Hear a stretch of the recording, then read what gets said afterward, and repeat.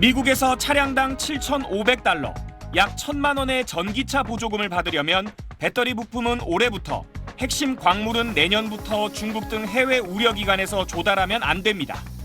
하지만 전기차 2차 전지 소재 중 음극재 핵심 원료인 흑연은 중국이 전 세계 채굴과 재련 시장의 70%를 장악해 대체 공급처를 찾기 쉽지 않습니다. 특히 우리나라 배터리 업체는 흑연 대부분을 중국에 의존해 왔습니다.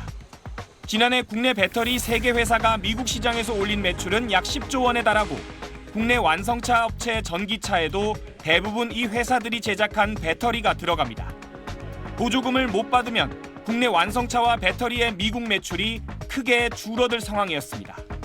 미국 정부는 IRA 전기차 세액공제 관련 최종 규정에서 중국산 흑연 사용 제한 규정 적용을 2026년 말까지 2년간 유예한다고 발표했습니다.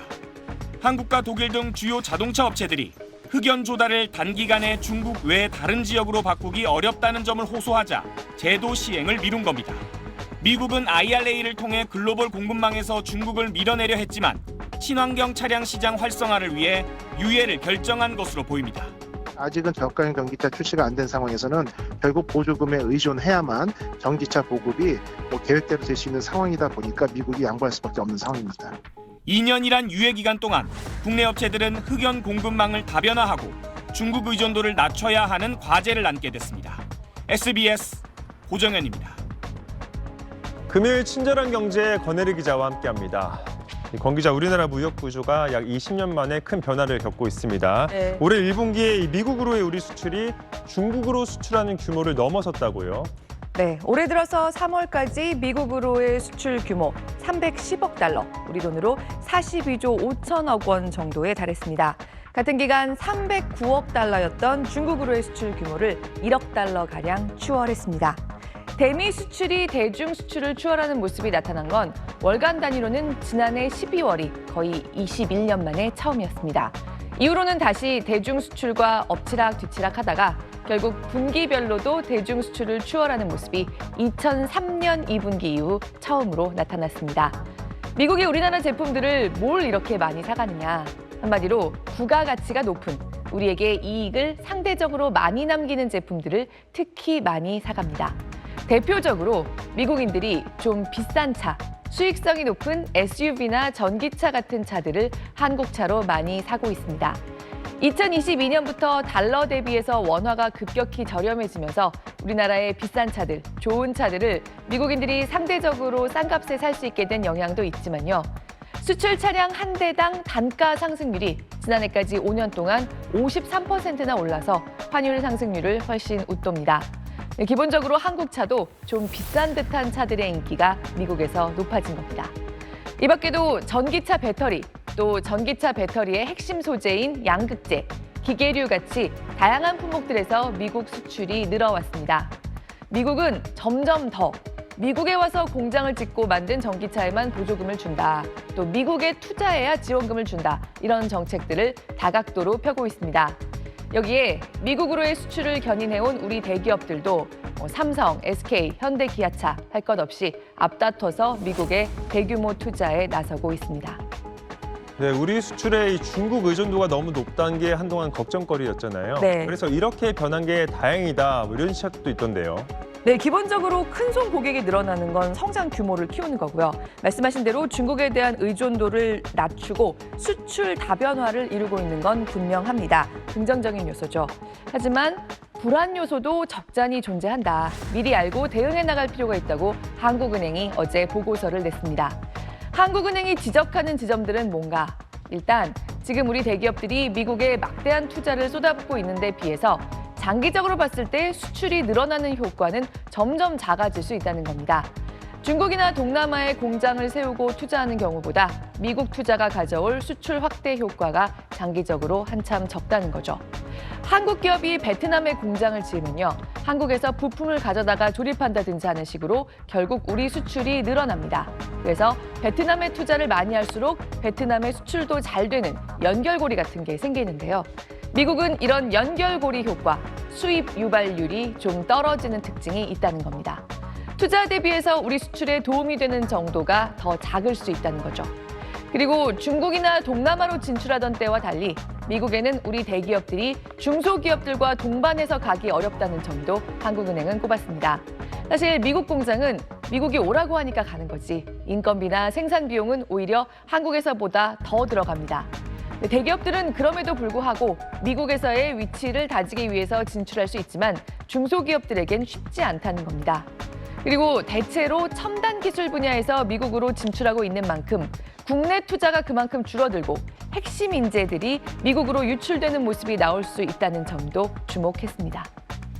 네, 이 강대국을 상대로 한 장사가 역시나 쉽지 않은 것 같습니다. 네.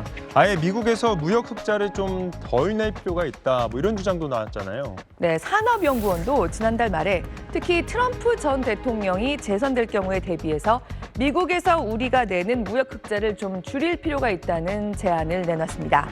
우리가 미국에서 너무 큰 돈을 일방적으로 벌어오는 것처럼 보이면 상당한 통상 압력을 가해올 가능성이 높다는 겁니다.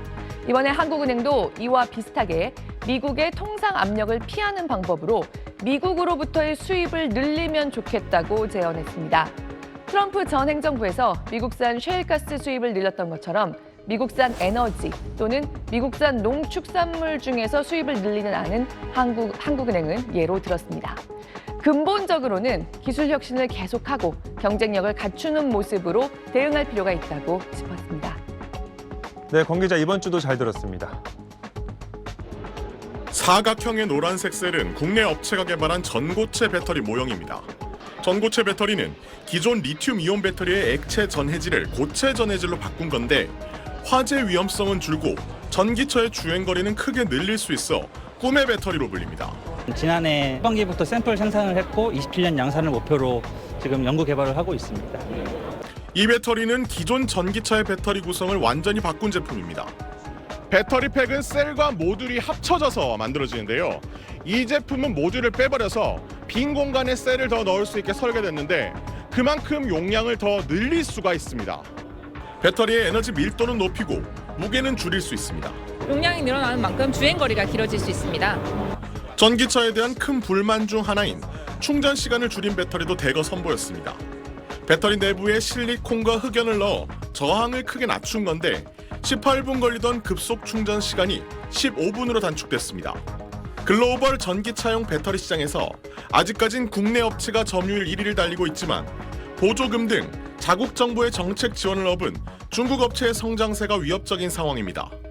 중국 업체들이 선점한 LFP 배터리 신기술도 공개됐습니다. 저온에서의 에너지 밀도를 기존 LFP 대비 19% 향상시키면서도 충방전 효율을 각각 16%, 10%씩 개선했습니다. 전기차 수요 둔화로 배터리 업황에 대한 우려가 큰 상황에서 국내 업체들이 기술적 우위를 유지할 수 있을지 주목됩니다. SBS 소환욱입니다. 세계 광물 공급을 틀어쥐고 있는 중국이 이번엔 통제 대상 품목에 흑연을 추가했습니다. 지난 8월 반도체 소재에 활용되는 갈륨과 게르마늄에 이어서 흑연을 정부 사전 승인 없인 수출할 수 없도록 하겠다는 겁니다. 수출 통제 대상이 된 품목은 고순도, 고강도, 고밀도 인조 흑연 재료와 제품 등입니다. 시행 시기는 오는 12월 1일부터입니다. 흑연은 2차 전지를 구성하는 4대 핵심 소재 중 하나인 음극재의 원료입니다. 중국이 흑연 수출 통제에 나선 건 미국 상무부가 지난 17일 AI 칩의 중국 수출을 금지하는 추가 조치를 내놓은 데 대한 맞불 성격으로 보입니다. 하지만 불똥은 우리나라로도 튈 가능성이 큽니다. 우리나라의 경우 2차 전지용 인조 흑연의 90% 이상을 중국에 의존하고 있기 때문입니다. 산업부는 긴급회의를 열어 국내 공급망 영향을 점검했습니다. 또 민간 기업이 탄자니아 등 제3국의 광산과 흑연 장기 공급 계약을 이행할 수 있도록 지원하기로 했습니다. 국내 배터리 업계도 모여서 허가 절차로 흑연 수입 기간이 늘어나는 것에 우려를 표하고 재고를 사전에 확보해 수급 차질이 없도록 대응할 계획이라고 밝혔습니다. 베이징에서 SBS 권란입니다.